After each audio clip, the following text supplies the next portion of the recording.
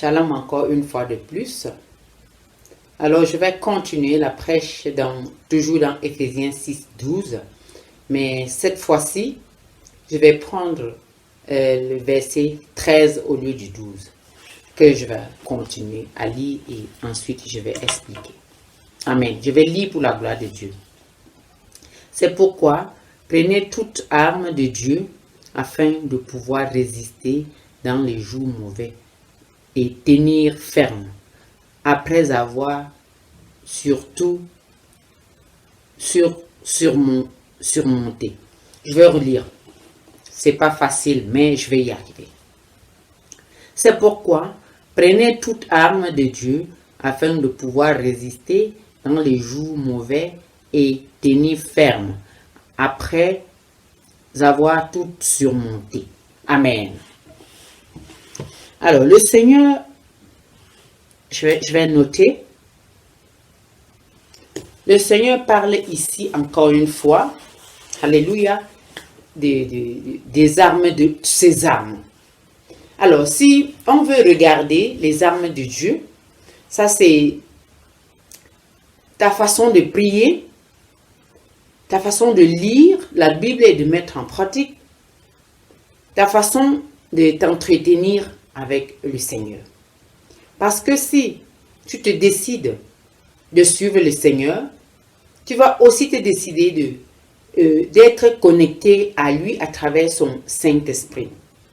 Alors, quand tu es connecté à Dieu à travers son Saint-Esprit et que tu lis sa parole au nom de Jésus-Christ, en temps convenable pour la situation qui est devant toi, Dieu te souffle ce qu'il faut faire en ce moment-là.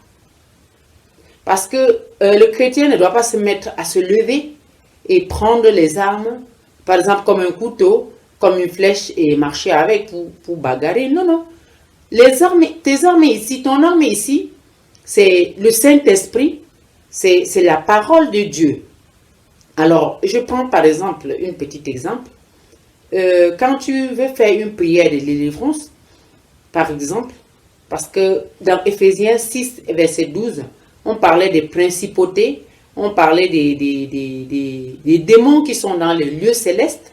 Mais maintenant, le chrétien, s'il doit avoir les armes, ce n'est pas des armes comme le couteau ni la lance, non. Tu dois avoir des armes comme la prière, une prière bien faite, ou encore le Saint-Esprit qui est toujours en toi pour te dire ce qu'il faut faire.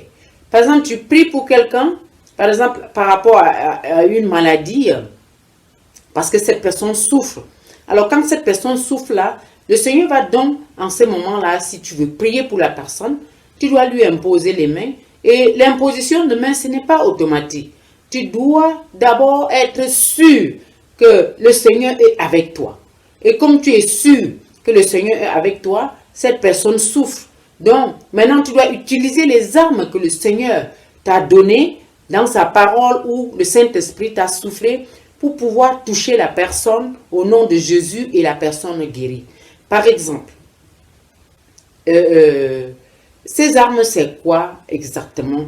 L'arme que le chrétien doit avoir. L'arme que le chrétien doit avoir, c'est le nom de Jésus, la prière sans cesse, le nom de Jésus, la prière sans cesse, l'étude de la parole et la méditation. Ça, c'est les armes que tu dois vraiment avoir. Si une personne s'amène vers toi et que tu dois prier pour lui, tu dois être sûr que le Saint-Esprit est avec toi pour pouvoir lui faire l'imposition des mains. Autrement, si ces personnes qui viennent demander la prière et que tu n'as pas les armes nécessaires pour prier pour eux, par exemple le nom de Jésus, si tu ne l'as pas dans ta bouche, tu vas peut-être toucher cette personne, pas au nom de Jésus, mais toucher seulement comme ça charnellement, et tu vas te trouver en train d'être menacé parce que tu as touché cette personne sans toutefois avoir les armes nécessaires. Les armes nécessaires consistent à demeurer dans le Seigneur en tout temps et en tout lieu, en tout ce que tu fais. Parce que la Bible dit aussi, ce n'est plus toi qui vis, c'est Christ qui vit en toi. Alors si Christ vit en toi, Tu es censé avoir les armes de Christ en toi pour pouvoir faire l'imposition aux malades pour qu'ils guérissent. 2 fois, je prends un petit exemple de ce que je dis par rapport à cet Éphésiens 6, verset 13 qui dit encore, c'est pourquoi prenez toute arme. Alors, prenez toute arme, ça veut dire que tu vas te revêtir du Christ entièrement. Tu dois te revêtir du Seigneur Jésus. Pour pouvoir toucher un malade, tu dois le toucher au nom de Jésus. Si tu vas toucher un malade à ton nom, le malade ne guérira pas. Et celui qui est venu avec cette maladie pourra commencer à croire que Dieu n'existe pas. Donc tu dois prendre tous les armes. Tous les armes, ça veut dire tu dois t'équiper avec Jésus-Christ qui est en toi. Tu dois être un chrétien prêt, un chrétien qui lit la parole, un chrétien qui n'est pas dans la distraction. Un chrétien qui a tous les armes, c'est un chrétien qui est sûr de la puissance de Dieu en lui. Un chrétien qui n'est pas dans les choses charnelles. Un chrétien qui sait quel Dieu elle sert et qui sait que Dieu est en elle et peut faire ce qu'il veut en temps convenable. Mes amis, l'heure n'est plus à douter. Prenez donc tous ces armes. Lisez la parole. Croyez que Jésus-Christ est en vous. Croyez qu'en imposant les mains aux malades, ils seront guéris. Croyez en la parole de Dieu pour pouvoir avancer. Nous n'avons pas à bagarrer contre la chair et le sang, comme j'ai dit dans Éphésiens 6, 12. Et maintenant le 13 qui dit, prenez toute arme. Mais tu n'as pas à prendre une arme pour marcher avec. L'arme ici pour nous, c'est la parole de Dieu qui est esprit et vie. L'arme ici, c'est Dieu Jésus-Christ qui vit en toi. C'est l'Esprit de Dieu qui vit en toi, qui connaît le monde, qui connaît de quoi les gens ont besoin. Lève-toi et brille. Lève-toi le matin dans la prière matinale, comme j'ai dit dans la première prêche. Commence à intercéder pour pouvoir vaincre ses ennemis, pour pouvoir utiliser les armes que Dieu nous donne en temps convenable pour traiter les malades, pour imposer les mains aux malades et ils guérissent. Et pour toi-même,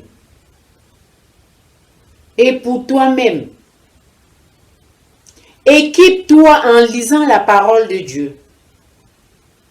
Exerce ton cœur, mon ami, à écouter les choses saintes.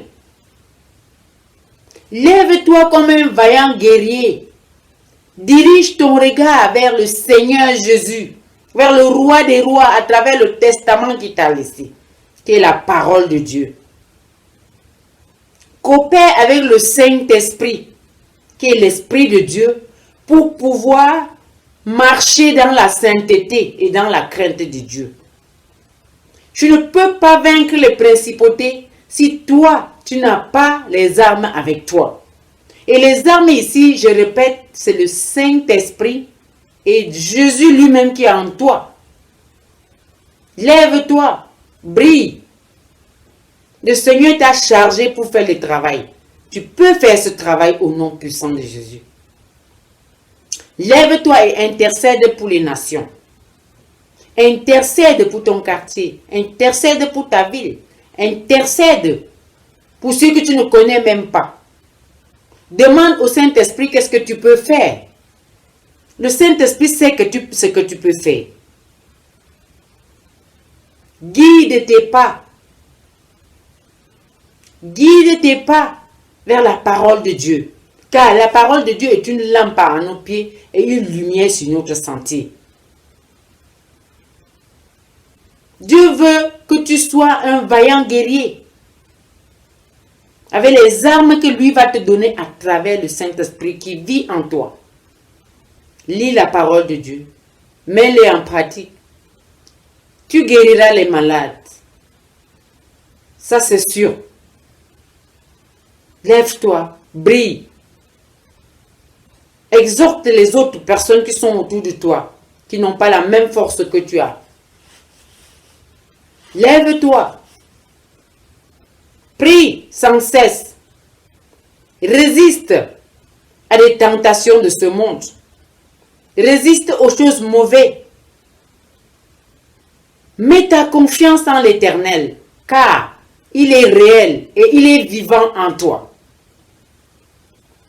Sois un peu plus réveillé. Sois un peu plus réveillé. Sois une femme de valeur. Sois un homme de valeur. Qui parle pour Dieu et ça se manifeste.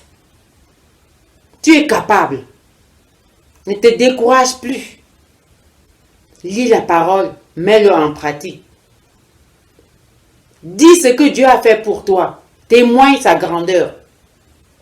Merci toi qui m'as écouté. Merci toi qui m'as écouté. Merci toi qui vas prendre Éphésiens 6, verset 13. Et tu vas le lire et que tu vas mettre en pratique. Et cet Éphésiens 6, verset 13 va se manifester efficacement.